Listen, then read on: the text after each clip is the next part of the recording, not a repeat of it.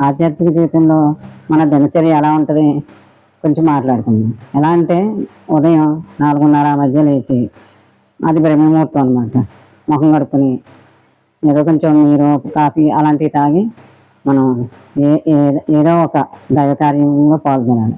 ధ్యానం చేసుకోవటం, ప్రాణాయామం చేయటం, పూజ చేసుకోవటం ఏదో. ఆ సమయంలో వాతావరణం బాగుంటుంది, వైబ్రేషన్ బాగుంటుంది. అందరూ పూజాది కార్యక్రమాలు చేసుకునేవారు, యోగాలు చేసుకునేవారు అందరూ అదే సమయంలో చేసుకుంటారు. వాతావరణంలో ఎంతో శక్తి ఉంటుంది, అది మనం తీసుకోవచ్చు. గాలి ఎంతో బాగుంటుంది, ఆక్సిజన్ ఎంతో బాగుంటుంది. అలాంటిప్పుడు మనం ఆ శక్తిని మనం పొందుతాం అనమాట. పలువురి సంకల్పం, అనేక మంది సంకల్పం ఒకేలా ఉంటుంది. మనం బాగుండాలి, ప్రపంచం అంతా బాగుండాలి అని దేవునికి సమీపంలో, దేవునికి దగ్గరగా మనం ఉన్నట్టే అలా ఉంటాయి. అలాంటి అలవాట్ల తర్వాత కార్యక్రమం పూజ అయిపోద్ది, ధ్యానం అయిపోద్ది. కొంచెం శారీరకానికి కూడా ఎక్సర్సైజ్ చేసుకోవాలి.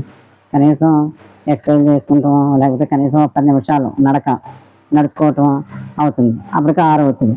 తర్వాత ఇంకా మనకి బ్రేక్ఫాస్ట్ చేసుకోవటం అలాంటివి మనం అది కూడా ఎలా ఉండాలంటే సాత్వికంగా మన శరీరానికి మనకు ఆరోగ్యం ఇచ్చి బ్రేక్ఫాస్ట్ ఎంచుకుని సత్వ సమానంగా మనం ఏదైతే మన శరీరానికి ఎంతంత మేలు చేస్తాయో అన్నీ ఎంచుకుని అలా బ్రేక్ఫాస్ట్ చేయాలి.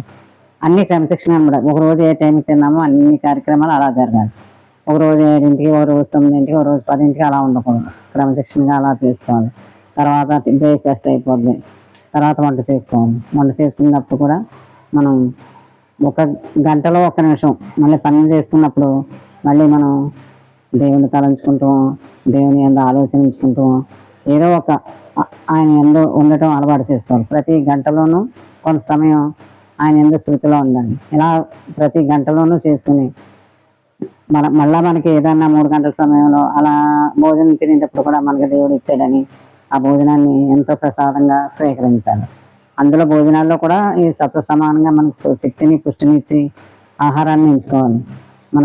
మన తేలిగ్గా అరిగి మనకి ఆరోగ్యానికి సంబంధించిన విధంగా తీసుకోవాలి. ఆ తర్వాత మళ్ళీ కొంచెంసేపు విశ్రాంతి అంటే ఏంటి? దేవుని యందు విశ్రాంతి తీసుకోవాలి, ఆయన యందు రిలాక్స్ అవ్వాలి. అది అయిపోయాక మళ్ళీ మధ్యాహ్నం పనులు, ఆ కార్యక్రమాలన్నీ కూడా గంటకి 1 క్షణం 2 క్షణాలు అలా ఆయన యందు ఉండి ప్రతి క్షణం ఆయన తలంపులో మనం ఇలా కార్యక్రమాన్ని పూర్తి చేసుకోవాలి. 4 గంటల సమయంలో మధ్యాహ్నం ఏం చేయాలి? 4, 3 సమయాల్లో ఖాళీ సమయాల్లో మనం ఆధ్యాత్మిక పుస్తకాలు కానీ, లేకపోతే పెద్దల చరిత్రలు కానీ, బయోగ్రఫీలు కానీ, ఎవరైనా బోల్డ్ మంది సైంటిస్టులు కానీ, వేదాంతులు కానీ అనేక మంది మనకున్నారు. ఆ పుస్తకాలు చదువుకునే వాళ్ళ చరిత్ర నుంచి ఎన్నో మంచి విషయాలు మనం తీసుకోవచ్చు, ఆచరణలో పెట్టుకోవచ్చు, మనం ముందుకెళ్ళవచ్చు. అలాగే మన చుట్టూ ఉన్న వాళ్ళకి కొన్ని విషయాలు మనం బోధించి చెప్పవచ్చు. ఇది ఆధ్యాత్మిక జీవనంలో ఒకరోజు ఇలాగే ప్రతిరోజు ఇలా గడుపుకుని మనం ఎంతో ముందుకెళ్ళచ్చు. ప్రతి విషయాన్ని, పనుల్ని మనం మంచి హృదయంతో సత్సంకల్పాలతో మనం ముందుకెళ్తూ అందరికీ సహాయ సహకారాలు అందించి ఎంతో ఆరోగ్యాన్ని మనం పొందుతూ ఇతరులకు కూడా ఆరోగ్యపరంగా ఏంటి అన్నిటి అందు మనం ముందుకు తీసుకెళ్ళవచ్చు. ఈరోజు బాగుందా? రేపు మళ్ళీ మాట్లాడుకుందాం. రేపు వద్దాం తీసుకుందాం.